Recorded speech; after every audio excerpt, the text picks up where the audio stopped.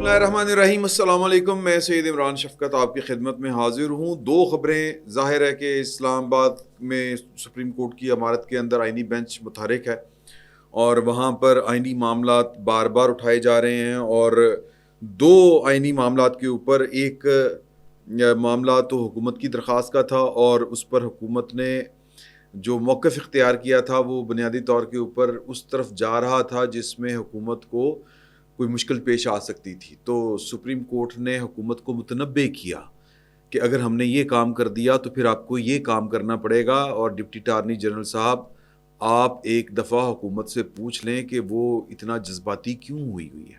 یہ بڑی مزے کی خبر ہے۔ تو میرا خیال ہے کہ سپریم کورٹ نے جو راستہ سجھایا ہے حکومت کو، وہ راستہ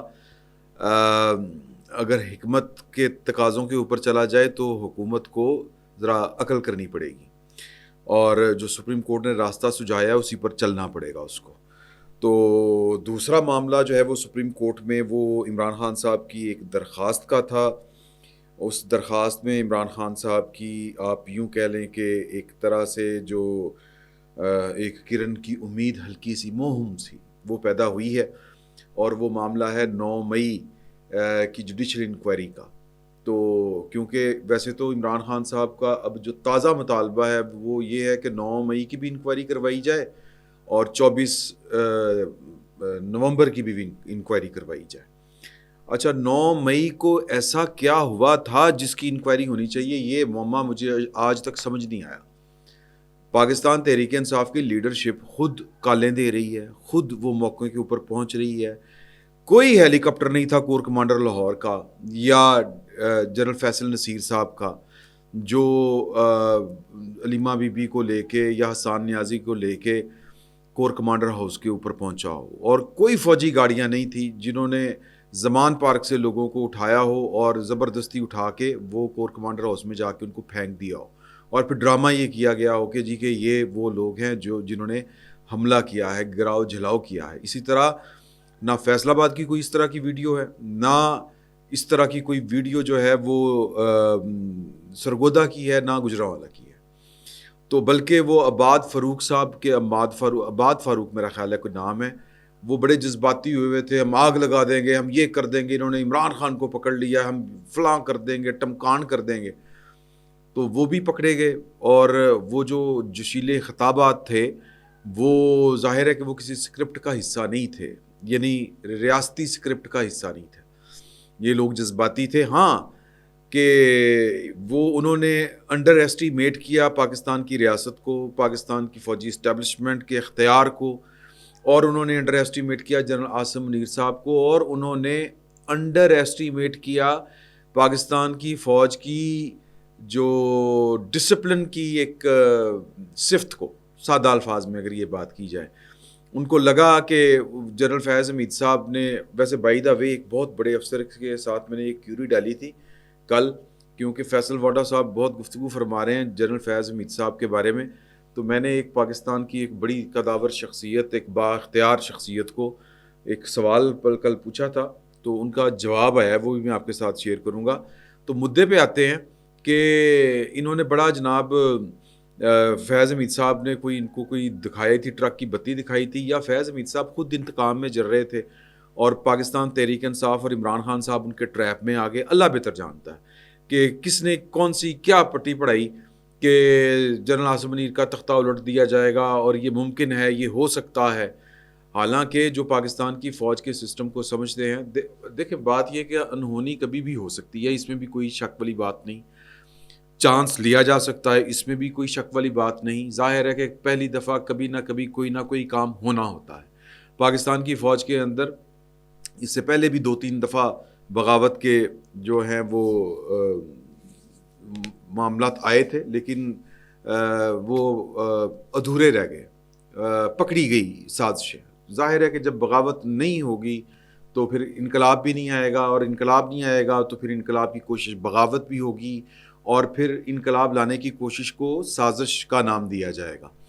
تو اس طرح کی سازشیں بے نقاب ہوئیں، گرفتار ہوئے لوگ پکڑے گئے، سزائیں ہوئیں، اور فوج کے اندر جو افراد جنہوں نے سرو کیا ہو، جنرل فیض حمید صاحب کو بڑی اچھی طرح اندازہ ہونا چاہیے تھا، لیکن جنرل فیاض حمید صاحب کے ارمان اور ان کی خواہشات اور ان کے جو پلانز آپ اگر کہیں وہ بہت زیادہ تھے ہائی، وہ ایمبیشیس، ان کی جو ایمبیشنز تھیں وہ بہت ہائی تھی، تو لہٰذا جو خطرات تھے وہ ان کو کم لگ رہے تھے. ظاہر ہے کہ پھر اس کھیل میں تو تخت یا تختہ تو ہوتا ہے، لیکن پاکستان تحریک انصاف کے لوگ مارے گئے اور اب وہ کہہ رہے ہیں کہ جی کہ اس کی جوڈیشل انکوائری کروائیں. میں نے جس طرح پہلے آپ سے کہا کہ وہ کون سی ویڈیو ہے، وہ جو سی سی ٹی فوٹیج جو عمران خان صاحب ڈھونڈ رہے ہیں، حالانکہ ان لوگوں نے خود ساری کی ساری سی سی ٹی فوٹیج ڈالی ہوئی ہیں. تو ایک ریلیف جو ہے وہ اس کے امکانات آئینی بینچ کی طرف سے نمودار ہوئے ہیں پاکستان تحریک انصاف کے حق میں. اور تیسری جو خبر ہے جو ابھی تک کی ڈیولپمنٹ ہے وہ ہے شہباز شریف صاحب کی سربراہی میں کابینہ کا اجلاس، اور کابینہ کے اس اجلاس میں وزیر اعظم صاحب کا 2 ٹوک اعلان کہ یہ سول نافرمانی والوں کو تو جناب برے دنوں سے گزرنا پڑے گا. میں یہ وزیر اعظم صاحب کا ارادہ آپ کو بیان کر رہا ہوں. الفاظ ان کے یہ ہیں کہ جی کہ وزیر اعظم جو ہے وہ سول نافرمانی کو ملک دشمنی سمجھتے ہیں. وہ کہتے ہیں یہ ملک دشمنی ہے سادہ الفاظ میں. تو انہوں نے کہا کہ اس سے پہلے بھی جو اسلام آباد کے اوپر لشکر کشی کی گئی اور اب جو ہے وہ ایک ملک دشمنی میں سول نافرمانی کی کال دی جا رہی ہے. یہ دونوں جو کام ہیں یہ ملک دشمنی تھے. اسلام آباد پر چڑھائی کر کے ملک کے خلاف سازش کی گئی تھی. حکومت کو ہدایت میں نے کر دی ہے. کل انہوں نے کہا جی میں نے کل ایک امن و امان کے حوالے سے اجلاس کی صدارت کی تھی اور میں نے متعلقہ حکام کو یعنی کہ محسن نقوی صاحب کو میں نے ہدایت کر دی ہے کہ ان کو چھوڑنا نہیں ہے. اچھا اب وہ چھوڑنا نہیں ہے، اب میں یہ ساری جو ہے اس خبر کا اگر ہم تھوڑا سا جائزہ لیں تو حکومت کے تو ارادے یہی ہیں، اور جو پاکستان کی ریاست ہے مجموعی طور کے اوپر اور انتظامیہ ظاہر ہے کہ ریاست کا ایک پارٹ ہے. پاکستان کی ریاست کا ایک ستون جو ہے وہ انتظامیہ ہے اور پاکستان کی ریاست کا دوسرا ستون مقننہ ہے. پاکستان کی ریاست کا تیسرا ستون جو ہے وہ عدلیہ ہے. تو عدلیہ جو ہے وہ اب بیلنس اس کو یا بیلنس ہی کہیں گے کہ جو اس میں پاکستان کی انتظامیہ سے مراد یہ ہے کہ پاکستان کی اسٹیبلشمنٹ نے، پاکستان کی ریاست کے ایک ستون کے ایک ونگ نے، ایک محکمے نے جو کہ بڑا زبردست ہے، جو بڑا صاحب اختیار ہے، جو بڑا طاقتور ہے، جس کے پاس آپریشنل پار ہے ساری کی ساری، وہ آپریٹ کرتی ہے، ریاست کے بہاف کے اوپر کرتی ہے، قوم کے بہاف کے اوپر کرتی ہے اور پھر اپنی مرضی بھی کرتی ہے. تو وہ جو مرضیاں انہوں نے کر کے عمران خان پروجیکٹ کے لیے جو خاکہ تیار کیا تھا وہ خاکے میں اس میں وہ جو رنگ بھرنا چاہتے تھے وہ رنگ میں بھنگ پڑ گئی، وہ کام چل نہیں سکا. تو لہٰذا نیوٹرلائز کرنے کے لیے پاکستان کی اعلیٰ عدلیہ کو 26ویں آئینی ترمیم آئی، اس کے بعد افاقہ ہونا شروع ہو گیا ہے. یہ بات اپنی جگہ کے اوپر درست ہے، لیکن اس کے باوجود میں یہ آپ سے گزارش کر رہا ہوں کہ آپ نے دیکھا ہوگا کہ 24 نومبر ہو، 26 نومبر ہو، 9 مئی ہو، ابھی تک آپ کی ریاست یا یوں کہہ لیں کہ چلے ریاستی کہہ لیتے ہیں، وہ اپنے مجرمان اور ملزمان، آپ اس کو جو بھی کہنا چاہے، ان کو کیفر کردار تک پہنچانے میں کامیاب نہیں ہو سکی، کیونکہ ریاست کے ایک ستون کے اندر خلل ہے، ایک خلل ہے، اور وہ خلل اوپر سے چلا اور وہ سرایت کر چکا ہوا ہے. اور وہ جو ریاست کا ستون ہے، جو تیسرا ستون ہے عدلیہ، اس میں ایک بہت بڑا پارٹ وکلا کا ہے، اور جو چوتھا ستون ہے ریاست کا یہ 2 حصوں پر مشتمل ہے. ایک ہے عدلیہ اور دوسری ہے بار، یعنی بار اور بینچ جس کو کہتے ہیں. اس میں یعنی کہ جو بینچ ہے، یہ جو ججز ہوتے ہیں وہ انڈکٹ کہاں سے کیے جاتے ہیں، وہ اس کا 90% جو انڈکشن ہے وہ بار سے کی جاتی ہے، وکلا کی طرف سے کی جاتی ہے، وکلا میں سے لیے جاتے ہیں. باقی جو ماتحت عدلیہ کی سروس ہے وہاں پہ جو ججز ہیں ان کی ایلیویشن کی ریشو بہت کم ہے. وہ ذرا ملازم پیشہ لوگ ہوتے ہیں، ان کے سوچنے کا انداز اور زاویہ ذرا تھوڑا سا مختلف ہوتا ہے. تو وکلا تو پھر جب وکیل ہوتے ہیں تو بار میں تو وہ کھلی سیاست کر رہے ہوتے ہیں، تو ان کی جو انڈکشن آپ کرتے ہیں پھر ڈھونڈ ڈھونڈ کے آپ لگاتے ہیں جج اپنی مرضی کے کہ یار یہ ہے ہمارے مطلب کا آدمی. تو ابھی وہ جو کہہ لیں کہ معاملہ جو ہے وہ پرانی ڈگر کے اوپر چل رہا ہے، فرق آہستہ آہستہ پڑے گا. تو وزیر اعظم صاحب نے جو بھی ارادہ، جو بھی ریاست پوری کی پوری ماسوائے عدلیہ کے کچھ پارٹس، وہ جو بھی ارادہ رکھتی ہے کہ اس طرح کے کام اگر دنیا کی کسی ریاست کے ساتھ کیے جائیں تو ریاست تو پھر جناب اینٹ سے اینٹ بجا دے گی. ایسے عناصر کی جو پاکستان کی ریاست میں یا پاکستانی معاشرے کے اندر خلل ڈالنا چاہتے ہیں. تو وزیر اعظم صاحب نے کہا کہ بات یہ ہے کہ ہمارا مسئلہ جو ہے وہ اکانومی ہے، اور یہ اکانومی اس وقت تک نہیں آ سکے گی جب تک سیاسی استحکام نہیں ہوگا، پولیٹیکل سٹیبلٹی نہیں ہوگی. اب یہ پولیٹیکل سٹیبلٹی کب ہوگی؟ جب پوری کی پوری ریاست یکسو ہوگی. اب کسی کا منہ اس طرف ہے، کسی کا منہ اس طرف ہے. اگر مقصد پاکستان ہے، اور یہ پاکستان تحریک انصاف سے بھی متعلق یہ والی بات اس کے اوپر بھی یہ بیٹھتی ہے، اگر تو صرف خان صاحب آ رہے ہیں، خان صاحب چھا رہے ہیں، خان صاحب نہ ہوئے تو پاکستان نہیں ہے، خان صاحب، تو پھر شاید اگر یہ پاکستان یہ برداشت نہیں کرے گا. سیدھی سی بات ہے.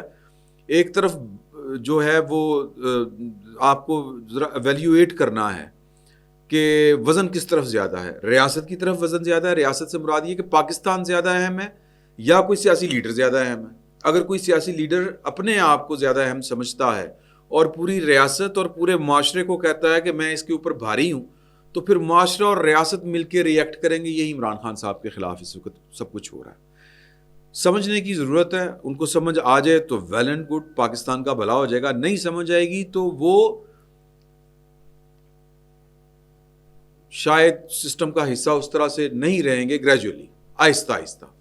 تو وزیر اعظم صاحب جو ہیں وہ لگے ہوئے ہیں اس کام کے اوپر کہ ہم نے پاکستان کی ریاست کو نشانہ بنانے والوں کو چھوڑنا نہیں ہے. کب کامیاب ہوں گے میں آپ کو بتا چکا ہوں. یہ اس وقت کامیابی آئے گی جب پاکستان تحریک انصاف سے لے کے پاکستان کی ریاست کے سارے ستون اور تمام فریقین جب تک یکسو ہو کے پاکستان کے بارے میں نہیں سوچیں گے. اور پاکستان کے بارے میں نہیں سوچا جا سکتا. جتنی یہاں پہ فالٹ لائنز ہیں، بی ایل اے ہے، بلوچ ہیں، پختون ہیں، اپنی اپنے مفادات ہیں، اپنے اپنے مفادات کی جنگ ہے. اسی طرح پولیٹیکل پارٹیوں کا پہلے مقدمہ اپنا ہے، بعد میں کسی اور کی بات ہے. مولانا فضل الرحمان صاحب کی طرف دیکھ لیجئے، پاکستان مسلم لیگ نون کی طرف بذات خود دیکھ لیجئے، اور پھر جو حکومت میں ہو کے بھی حکومت میں نہیں، پاکستان پیپلز پارٹی، اس کو دیکھ لیجئے. تو یہ فلاسفیکل گفتگو ہو جائے گی. میں اس طرف جانا نہیں چاہ رہا. یہ معاملہ اتنی جلدی آسانی کے ساتھ نہیں سیدھا ہوگا until unless پاکستان تحریک انصاف الف سے لے کے یہ تک پاکستان فرسٹ کہ یار ٹھیک ہے، ہو گیا گڑبڑ، اب اس میں سے نکلنا کیسے ہے. جب تک وہ پاکستان یا معاشرے کے بارے میں نہیں سوچیں گے تب تک یہ کام سیدھا ہونے والا نہیں ہے. اور جب تک وہ نہیں سوچیں گے تب تک وہ قابل قبول نہیں ہے. اور جب تک قابل قبول نہیں ہے، پاکستان کی ریاست پورا زور لگائے گی ان کو. میں وہ الفاظ نہیں کہنا چاہتا، وہ منظر سے ہٹ جائیں گے، ہٹا دیے جائیں گے سادہ الفاظ میں، گریجولی صحیح، لیکن وہ رہیں گے نہیں، اس پوزیشن پہ نہیں رہیں گے. یہ بات طے ہے. کیونکہ پاکستان، پاکستانی معاشرہ، پاکستان کی ریاست عمران خان اور ان کی جماعت سے بہرحال عددی اعتبار سے زیادہ، اور ویسے بھی سسٹم کے اعتبار سے بھی، پوزیشن کے اعتبار سے، اختیار کے اعتبار سے بھی زیادہ ہیوی ہے یا زیادہ طاقتور ہے. تو اب آ جائیں وزیر اعظم صاحب کے ارادوں کے بعد کہ حکومت کو وہاں پر کس سچویشن کا سامنا ہے. سپریم کورٹ میں حکومت نے، اگر آپ کو یاد ہو، عمران خان صاحب اپریل میں اترے تھے تو مئی میں انہوں نے 25 مئی کو لانگ مارچ کی ٹھانی تھی. اس وقت کے چیف جسٹس عمر اتاب بندیال صاحب جو تھے، انہوں نے ان کو مشروط اجازت دی تھی کہ آپ اسلام آباد آ سکتے ہیں. ایس او پی یا شرائط یہ ہیں 1 2 3، یہ عدالتی حکم تھا. لیکن عمران خان صاحب نے عدالتی حکم کو ایک طرف رکھتے ہوئے، وائلیٹ کرتے ہوئے، وہ اسلام آباد کے اندر گھسائے، F9 پارکس کی طرف نہیں گئے. اور حکومت گئی عمر اتاب بندیال صاحب کے پاس توہین عدالت کی درخواست لے کے. تو عمران خان صاحب کی محبت چونکہ بڑی غالب تھی، بندیال صاحب نے کہا کہ ان کو ہو سکتا ہے کہ خبر نہ ہو کہ عدالت نے کیا فیصلہ دیا ہے، ہو سکتا ہے ان تک عدالت کا حکم نہ پہنچا ہو. یہ بھی کوئی گل ہے بھلا. لیکن بہرحال وہ فیصلہ ہوا. اب وہی کیس آئینی بینچ کے سامنے لگا ہوا تھا. تو حکومت جو تھی وہ عمران خان صاحب کے خلاف توہین عدالت کی کارروائی کروانے کے لیے آئی ہوئی تھی.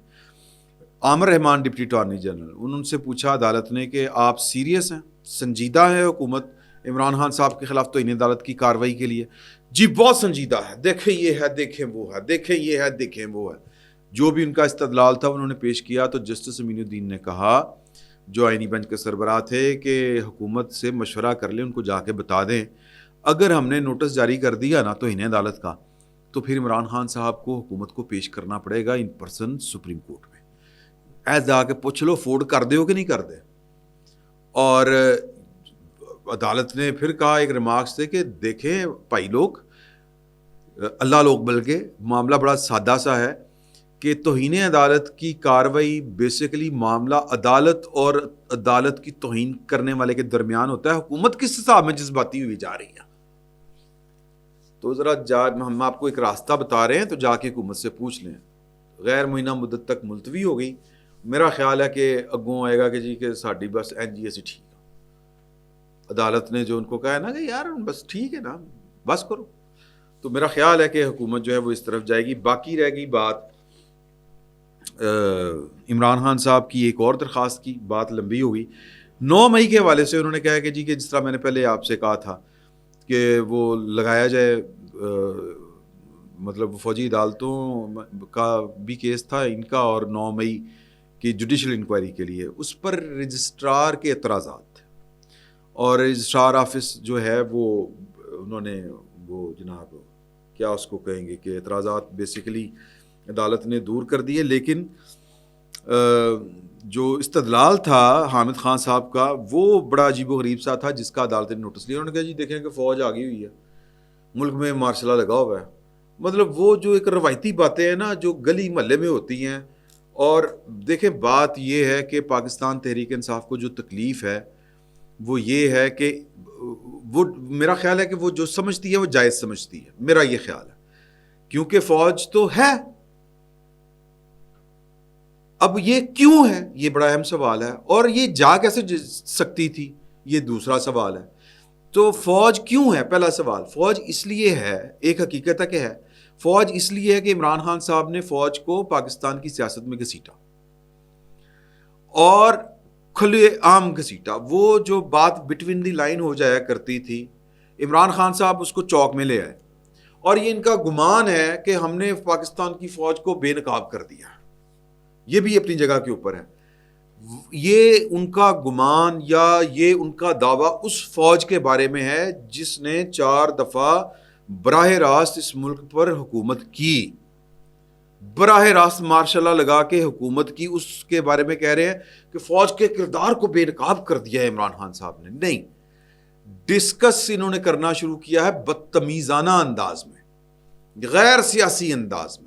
ورنہ تو کس کو نہیں پتا کہ پاکستان کی فوج اگر حکومت میں نہ بھی ہو تو حکومت اس کی ہوتی ہے. پاکستان میں 75% بلکہ 85% آپ کہہ لیں. اچھا, چونکہ اب عمران خان صاحب نے ریونج میں یہ والا کام کیا کہ سڑک کے کھڑے اوپر ہو کے ان کو جانور, غدار, پتہ نہیں کیا کیا کہنا شروع کیا. ان کے ہاتھ میں بندوق, ان کے ہاتھ میں طاقت, اور یہ تسلیم شدہ امر ہے. ابھی تک پاکستان میں فزیکل اور کوئی طاقت ان سے بڑی نہیں ہے.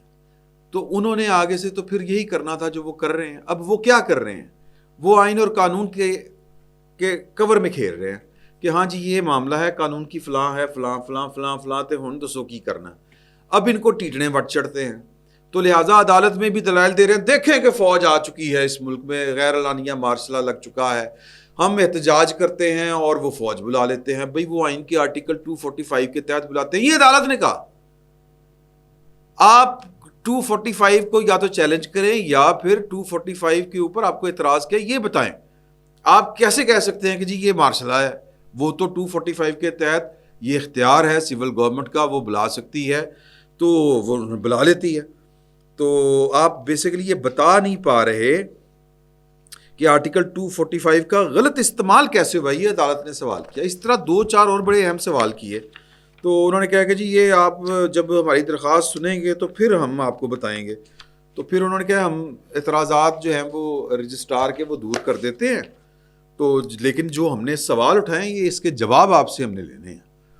تو 9 مئی کی انکوائری، جوڈیشل انکوائری، اور پھر جسٹس مسرت العلی صاحبہ نے کہا اس کا فائدہ کیا ہوگا، کیونکہ یہ انکوائری بائنڈنگ تو نہیں ہوگی فوجداری مقدمات کے اوپر۔